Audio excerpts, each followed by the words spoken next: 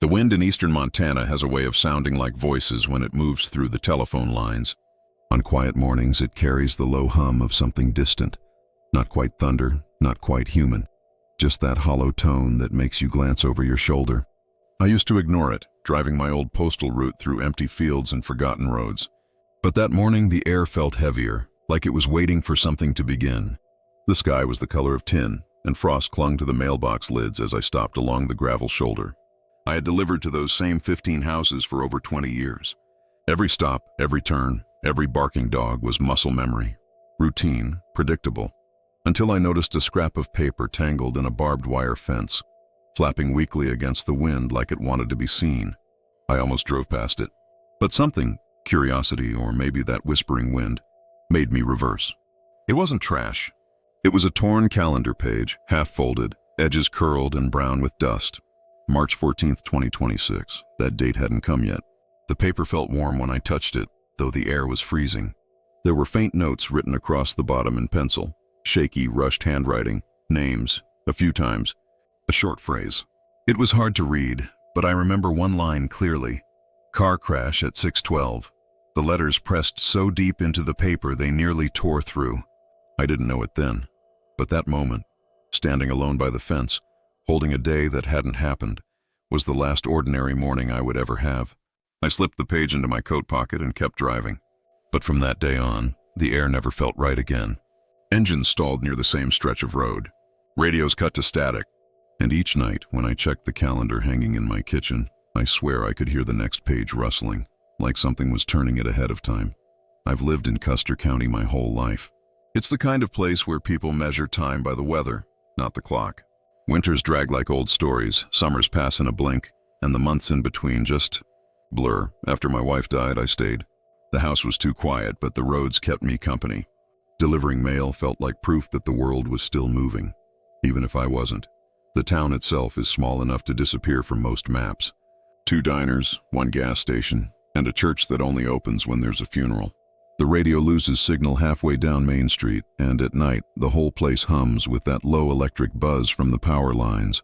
Some nights I'd park by the grain silos and watch the horizon until the stars came out. A sky so wide it made you feel smaller than the noise in your head.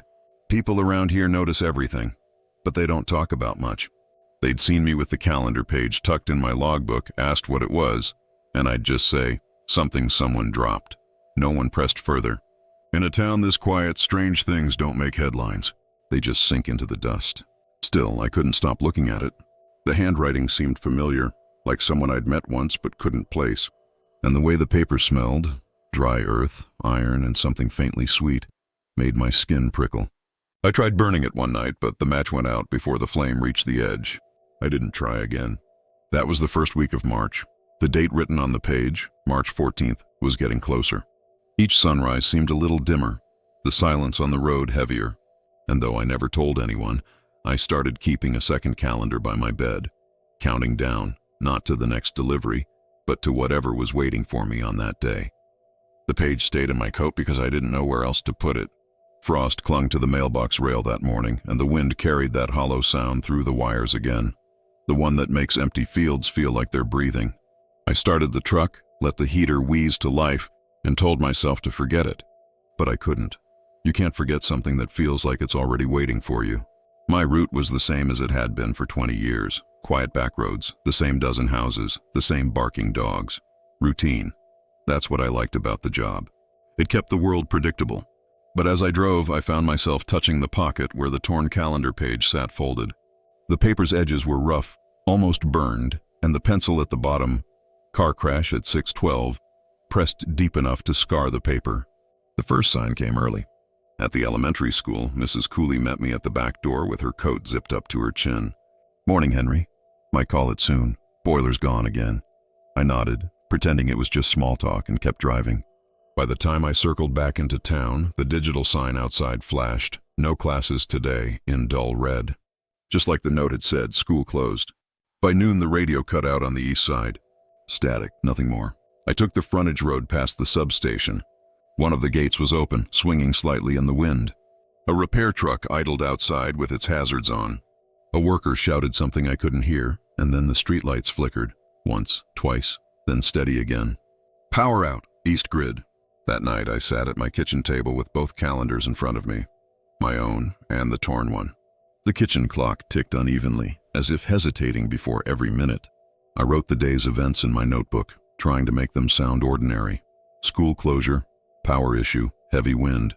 Writing them down made it seem like I still had control. The next morning I took the long route to avoid the fence where I'd found the page. I told myself it was for the road conditions, but really I didn't want to see that spot again. Still, I couldn't shake the feeling that something was watching from those fields. Every shadow looked like it had a purpose. Every gust of wind felt timed. At the post office, the lights went out all at once. No pop, no flicker, just gone. A few people froze in place, waiting for the hum to come back. You could hear someone's keys drop. The silence felt padded, like it was listening back. Then, after 10 seconds, the fluorescence hissed alive again, too bright for comfort. Everyone laughed nervously, pretending it was nothing. But one woman muttered, "It's happening again." And that small sentence stayed with me for the rest of the day. By Thursday, the coincidences were piling up. The same dog barked at the same minute I'd written in my log. The same song started twice on the radio. A country tune from the 70s I hadn't heard in years. And when I reached into my delivery bag for a water bill, it wasn't there. 10 minutes later, it reappeared, on top of the stack, as if it had never left. The envelope was warm to the touch, almost pulsing. That night I dreamed of clocks. Thousands of them.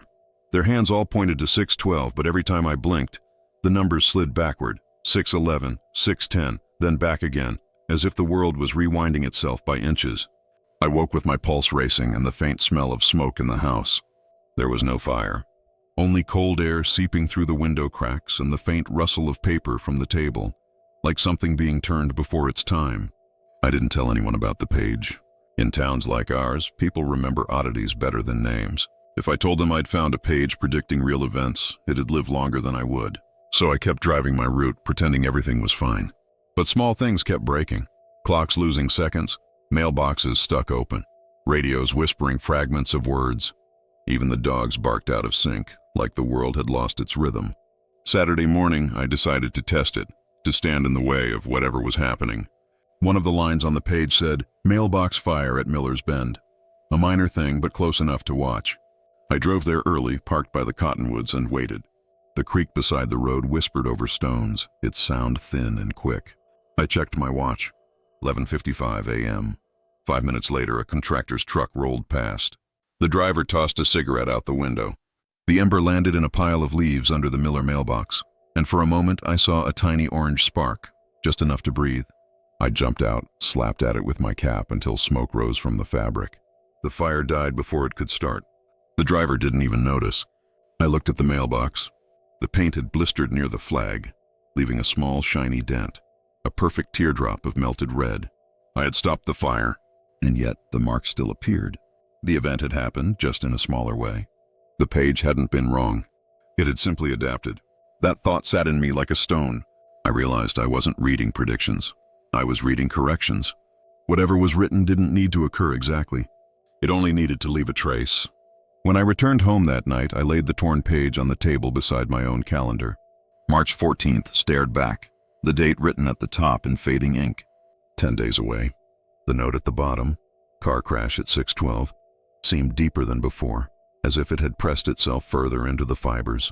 I reached for the matchbox again, but didn't strike it. Somehow I knew the page wouldn't burn. The next day, the world felt quieter, thinner, like a pause that had learned how to hold its breath. I drove past the substation again. This time the gate was closed. The sky was empty. No movement, no sound. Only the faint rattle of the truck's keys in the ignition tapping like a metronome. When I got home, I found the same pattern waiting for me. The stillness, the ticking, the faint hum in the walls. I sat by the window, the calendar open on the table, and listened. Outside, the telephone line sang that long, hollow note again. The same one from the morning I'd found the page. I could swear it was forming words this time. And under that sound, something else began ticking. Not the clock, not the watch, not anything mechanical. Just a quiet, uneven rhythm, coming from the drawer where I kept the torn calendar page folded between blank envelopes. It was counting. The next morning I woke up before dawn. The air felt different, heavier, like it was waiting for a cue. My clock read 4:32, but I could have sworn I heard the faint tick of another clock somewhere else in the room, out of rhythm with mine. When I got out of bed, the house groaned. a sound that didn't belong to wood or pipes, but something trying to remember its shape. I poured coffee and stood by the window. The horizon was still black. March 10th, 4 days until the date on the torn page. I didn't know what I expected to happen that day, only that it was circling me. Every sound, every flicker, every coincidence felt like the world rehearsing for something. Out on the route, the day began too quiet. Even the wind had gone still. The roads were dry, but the trees leaned without moving, as if bowing to something unseen. I stopped by the school, still closed, and noticed that the flag was at half-mast. There hadn't been any funerals that week. The rope just hung loose, moving slightly, like it was waiting for orders. I tried to focus on deliveries, but I caught myself checking the time constantly. 9:03, 9:11, 9:18. I'd never watched minutes crawl like that before. Every clock I passed, the one on the gas station sign, the digital one at the post office, seemed to lag by a few seconds, just enough to make me feel like I was slipping behind the rest of the world. At one of the rural stops, I met an old man named Ellis. He was sitting on his porch, bundled in layers, staring at nothing. When I handed him his mail, he didn't look up. "You ever hear a clock run backward?" he asked. His voice was calm, almost polite. I told him no. He smiled faintly, eyes still on the road. "You will," he said. "This time of year it happens." I wanted to ask what he meant, but his expression didn't invite questions. As I walked back to the truck, I noticed his porch clock through the window, its hands moving the wrong way, slow and steady. The second hand paused on 12 for a heartbeat longer than it should have, then reversed again. That afternoon, a storm gathered out of nowhere. Not rain, just wind. The sky took on that sickly silver color Montana gets before a whiteout, but no snow came. Dust rolled instead, turning the highway into a dull brown haze.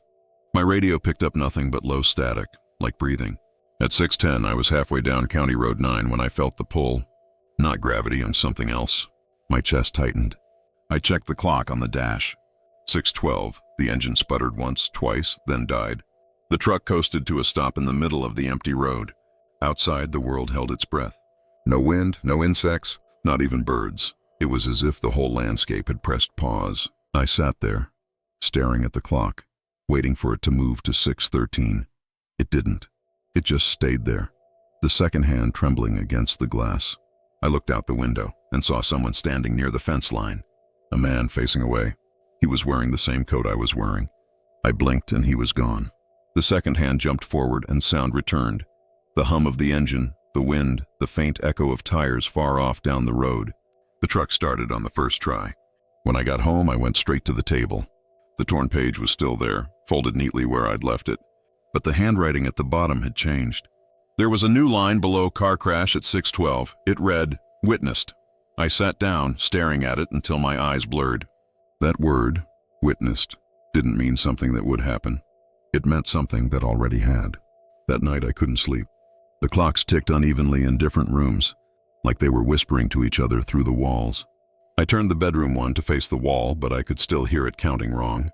Every few minutes it would stop, skip, and start again. At 2:14 a.m., the house phone rang once, a single tone, and fell silent. When I lifted the receiver, the line was dead, but faintly, just before it cut out, I heard something breathing on the other end. Not static and breathing. The following morning, I checked my reflection in the bathroom mirror and barely recognized myself. The circles under my eyes had gone purple. My face looked older than it should. I told myself I was just tired. That's what people say when the truth's too heavy to lift. Outside, the air was perfectly still. Even the crows weren't moving. I could hear the hum of power lines stretching for miles, one long, endless note. The sky was clear, but the light felt wrong, too flat, like the sun was shining through a sheet of glass. As I reached the truck, I hesitated. Through the window, I could see the torn page sitting on the passenger seat, though I was certain I'd left it in the house. The paper looked newer somehow, cleaner. I opened the door slowly. The faint smell of smoke hit me again, the same scent from the night of the dream. I picked up the page. The date hadn't changed, March 14th. But the pencil lines at the bottom were darker, thicker, and now there was a small smudge near the corner. A fingerprint, or something that wanted to be one. I put the page back in the glove compartment and drove. The roads looked the same, but the light wasn't behaving. The horizon shimmered faintly, like heat waves on asphalt, even though the temperature was below freezing. Every time I blinked, the trees seemed closer than before. Around noon, I passed a broken-down sedan near the feed store. A young woman stood beside it, waving for help. I pulled over. Her face looked familiar, but I couldn't place where I'd seen it. "You all right?" I asked. She nodded, smiling nervously. "Engine just died. Won't turn over." I checked my watch. 12:06. The number made my stomach tighten. I tried not to look at it again. We tried jump-starting her car, but nothing worked. She thanked me and said a tow was on the way. As I turned to leave, she said quietly, "You were in my dream last night." I froze. "What?" She looked embarrassed, almost laughing. "Sorry, you looked familiar. That's all." I forced a smile and got back in the truck. As I pulled onto the road, I checked the rearview mirror. She was still standing there, but the car was gone. Only the faint shape of tire marks remained in the dust. When I reached home, the clock on my kitchen wall had stopped again, hands frozen at 6:12. The torn page lay on the table, unfolded this time, though I hadn't touched it. There was a final note written in smaller, uneven handwriting. It said, "He saw it. He was seen." The words bled faintly into the paper, as if written from the other side. I folded it back, slower this time, and slipped it into my pocket. The paper was warm. Warmer than it should have been. I started moving the torn page around the house, just to see if it followed me. One night I left it in the kitchen drawer. The next morning it was still there, warmer than it should have been, like it remembered where it belonged. I put it between the freezer manuals in the hallway closet. The next day, same thing, untouched but carrying heat. March 12th began gray and windless. The horizon was so flat it felt like the world had been erased and redrawn in pencil. The clocks in the house ticked out of sync. Living room, kitchen, the watch on the sill, each one arguing with the others. I made coffee I didn't drink. The calendar on the wall showed March 12th, printed clean and square. But when I flipped ahead to the weekend, the paper caught on something. There were 2 pages for March 14th, identical grids, same font, same faint moon icon in the corner. I ran my finger between them and felt a seam that shouldn't exist, like the month was trying to duplicate itself. I didn't tear it out. I just stared until the ink blurred, then shut the calendar and stepped back, as if distance could make sense of it. On the route, the wind stayed quiet, which is never a good sign. Near the East Fields, my radio picked up an old AM station, 740, that had been off the air for years. A woman's voice read the lunch menu for the local school. Corn dogs, carrots, milk. I smiled for half a second before remembering the school was still closed. Then the voice dissolved into static and the dial went dead again. When I reached Ellis's house, he was waiting on the porch, still wearing that same wool jacket. I handed him his mail, and he didn't look at it. "You ever hear silence get louder?" he asked. "What do you mean?" "The hour came twice last night," he said. "The clocks all tried it." I followed his gaze. On the porch wall hung a small battery clock, the kind you buy for $1.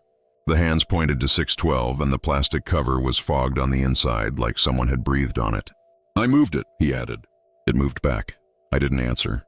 I just nodded and left. As I walked away, I realized something. Ellis hadn't asked if I'd seen it. He'd known I had. In town, things were starting to double. The traffic lights changed with no cars to obey them. The feed store sign flashed 2 prices for the same bag of seed. The bank's clock and the pharmacy's clock showed different minutes, but the same hesitation, as if time was stuck between them. That afternoon, I saw a car stopped by the roadside, same stretch near Miller's Bend. A young woman waved. I recognized her from earlier that week, though her hair looked shorter now. "Engine's dead," she said. "We tried the jumper cables." The car started, then died again. "Strange," she said softly. "It worked yesterday." I froze. "You said that wrong." She frowned. "Did I?" I didn't answer. When I looked at the dashboard clock, it read 3:12. The digits flickered, reversed, then steadied. She smiled nervously. "You look familiar," she said. "I had a dream you stopped here." I didn't wait for more. I got back in my truck and drove off. In the rearview mirror, she was still standing there, but the car was gone. Only her reflection lingered on the empty road. That night I checked the torn page again. The handwriting looked darker now. Below "car crash at 6:12, there was still "witnessed," and beneath it, a new faint line. He saw it. He was seen. I traced the pencil with my thumb. The H pressed deeper than before. I whispered a name, "Har," and stopped because I heard something in the kitchen. A single tick, sharp and hollow. Then another. The clock on the wall had stopped again at 6:12. I turned it to face the wall, but the sound continued. Not from the clock, somewhere deeper, like a heartbeat inside the wood. I pressed my hand to the paneling. It was warm. March 13th came without warning. I don't remember sleeping. I woke to sunlight that didn't belong to morning. Too dim, too heavy. The kitchen calendar still had 2 March 14th pages. I pressed one down with my hand, and it stuck slightly, like it had been damp. I left early, driving north instead of east, no mailbag, just the page in my pocket. The sky was cloudless but colorless, a flat silver that made everything look older. When I reached the dip near the creek, I stopped. The snow ring from before was almost gone, melted into a wet outline. In the center, a single footprint had frozen over, a heel, half an arch, but no toes, like someone had stepped out of their step. I got back in the truck, started the engine, and turned the radio on. It played a woman's voice again, steady, calm. Monday's menu, corn dogs, carrots, milk. Then silence. I drove faster. In town, people were standing outside the post office, staring at the bulletin board. I pulled up and joined them. Someone had pinned a photocopy of the March calendar, but this one had the 14 printed twice, one above the other, stacked in the same square, both circled with black ink. At the top, written in neat block letters, "Mark your day." No one knew who posted it. The clerk said it came in the morning mail with no return address, no stamp, no markings at all. It shouldn't have existed. When I stepped back outside, the sky looked strange, like the edges of the town were brighter than the middle. A low hum rolled through the air, not wind, not thunder, more like power lines stretching too tight. I got in the truck and drove toward the edge of town, watching the light flicker between buildings like it couldn't decide which day to stay in. At 5:55, I reached the intersection at Main and Hill, the same place from the dream. The light was green, shining on an empty street. I stopped anyway. No cars, no sound. The second hand on my watch crawled. 6:10, 6:11, and then 6:12. The sound vanished. Every engine, every bird, every whisper stopped. The air hung thick, as if it had substance. In the glass of the feed store window, I saw my truck, and standing beside it, a man in a postal coat, his hands in his pockets, staring at me. Me. He didn't move. I blinked, and the light changed to yellow. The world exhaled. The wind came back, carrying dust across the street. The other me was gone. The clock on the dash ticked forward to 6:13, as if nothing had happened. I drove home slowly, hands locked on the wheel. When I reached the house, the door was already open. On the table, the torn page lay unfolded, the pencil lines darker than before. Below the last word, another had appeared, smaller, faint, but legible. Marked. I stood there for a long time. The house felt like it was listening. The clocks all clicked in unison for the first time in weeks. And then together, they stopped. Outside, a single train horn called across the valley, long, low, and distant. I looked at the kitchen window. The reflection showed 2 versions of me, one standing, one sitting, both waiting for tomorrow. I didn't know which one was real. The morning of March 14th arrived like a replay. The light through the curtains was the same as yesterday's, the same shape, the same pause between clouds. The air smelled faintly of burned dust, like a heater left running too long. I knew before I opened my eyes what day it was. The clocks all agreed for the first time in weeks. 7:02. Their ticking filled the house like a heartbeat the walls were trying to echo. I made coffee, though I couldn't taste it. Everything felt too clear, as if the edges of the world had been sharpened overnight. I looked at the calendar on the wall. The double day was gone. Just one square left now. 14. The ink around it had faded, but the edges were wet, as though the paper had recently thawed. The torn page from the fence lay on the table beside it, unfolded, waiting. The last word on it, marked, seemed darker in the morning light. The pencil pressed so deep I could feel it through the back of the sheet. I put the page in my coat pocket and left the house without locking the door. Outside, the air was unnaturally still. No wind, no crows. The frost on the grass hadn't melted, though the sun was already up. I started the truck and listened to the engine hum. It sounded slower, like something mechanical trying to remember how to begin. The roads were empty. Every house I passed looked hollow, blinds drawn, lights off. I stopped by the diner and saw a pie left on the counter inside, untouched, a thin layer of frost on the window. The neon sign in front of it buzzed but didn't light. It was like the whole town had been paused mid-breath. At 9:15, I stopped at the post office. The lobby was dark, even though the open sign hung crooked in the door. I went in anyway. The air inside was cold enough to see my breath. On the bulletin board, the photocopied March calendar was still pinned up, but someone had crossed out every day except the 14th, leaving a thick black square that filled the page. In the center of it, written in pencil, was a single word, today. I left the building and stood in the parking lot. I didn't know where to go. My whole route was quiet, too quiet. I checked my watch, 11:46. The second hand trembled, paused, then jumped. I drove toward County Road 9, where the car had appeared before. The light felt wrong. Not brighter or darker, just off like it belonged to a different time of day. By the time I reached Miller's Bend, the sky had taken on that flat metallic color again. I parked near the cottonwoods, the same place I'd stopped when the leaves caught fire. I could smell smoke again, faint and sweet. My hands were shaking. I checked the page once more. The first line still said, "Car crash at 6:12. The next, "Witnessed." Then beneath it, "He saw it." He was seen. Marked. Every time I read it, the handwriting looked more like mine. At noon, I drove back into town. People had started appearing now, walking slowly, crossing streets without looking up. They moved like sleepwalkers, following some internal rhythm I couldn't hear. The bank clock said 12:01. The pharmacy clock said 12:01. For once, they agreed. When I reached Main and Hill, the light was green again. I stopped even though there was no traffic. My watch ticked to 12:03, then froze. The air pressed down like a storm about to break. In the feed store window, my reflection stared back. Only it wasn't exactly me. The coat looked newer, the posture straighter, and when the head tilted slightly, it wasn't in time with mine. The reflection smiled, not cruelly, but with something that looked like recognition. Then it vanished. I drove home, hands locked to the steering wheel. I didn't remember the turns or the distance. I just knew the sky was darkening too early. The shadows stretched long and slow over the fields, bending in directions that didn't match the sun. At 5:50, I parked at the edge of town, near the field where I'd first found the page. The wind had returned, but it blew in slow, steady pulses, like a breath in and out. I stepped out of the truck, the paper in my pocket warm against my leg. The barbed wire fence was still there, and caught on one of the top strands, fluttering in the faint wind, was another piece of paper. I walked toward it slowly, each step crunching over frozen dirt. The paper was torn from the same calendar, March 14th again. Same handwriting, but this one had only one note written on it. "Turn around." I did. At the bottom of the hill, headlights glowed faintly through the mist. A car was coming down the road, fast, too fast. I stood frozen as it approached, skidding slightly on the gravel. The sound was distant at first, then roaring. My watch hand clicked to 6:11, 6:12.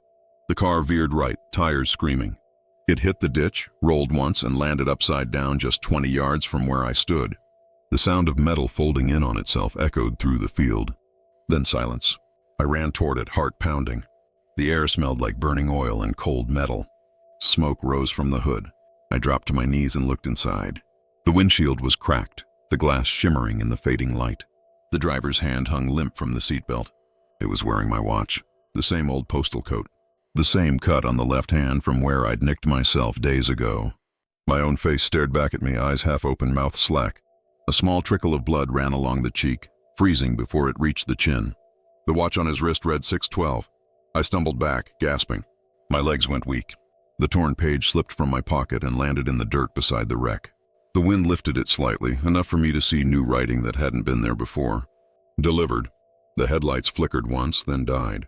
The world went perfectly still. I don't know how long I stood there. Maybe minutes, maybe longer.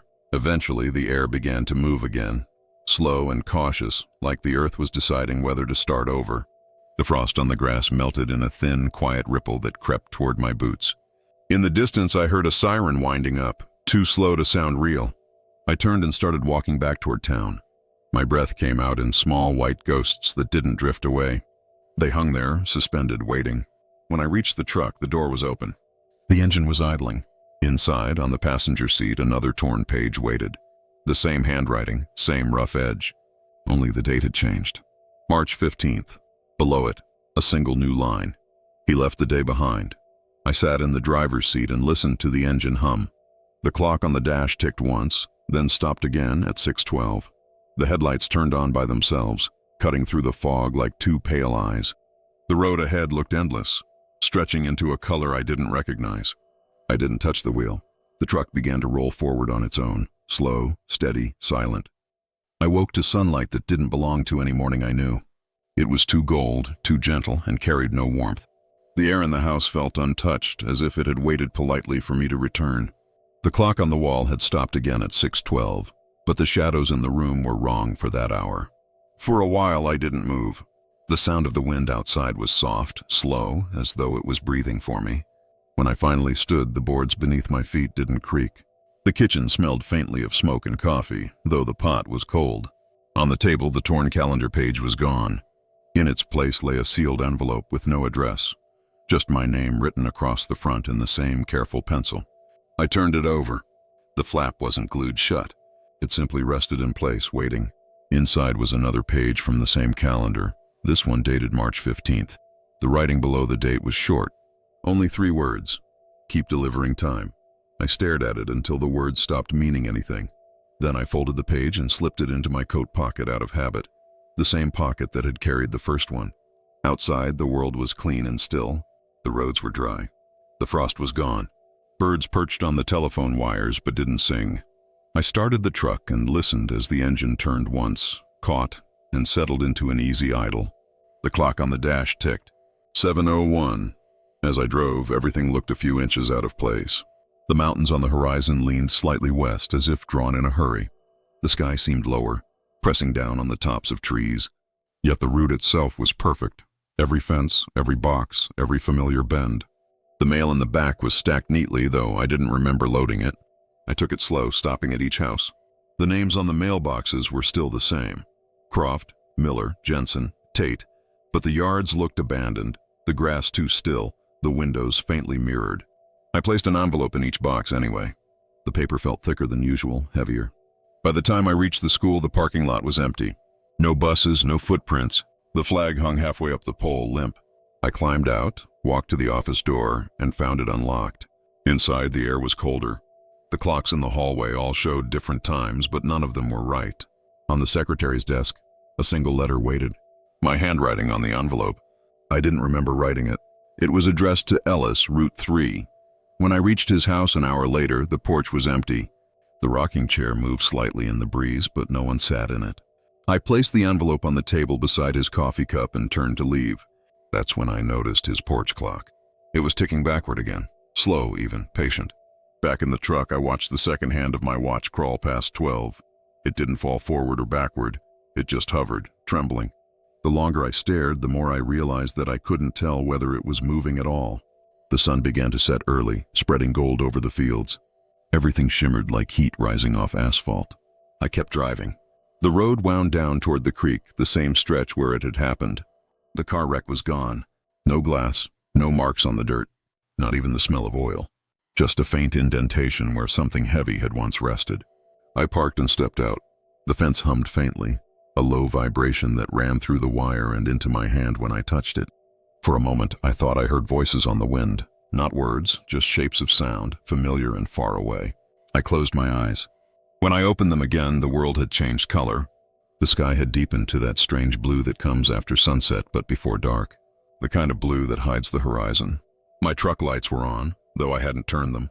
On the seat beside me lay the torn page again. I don't know how it returned. The edges were clean, no tears, no stains.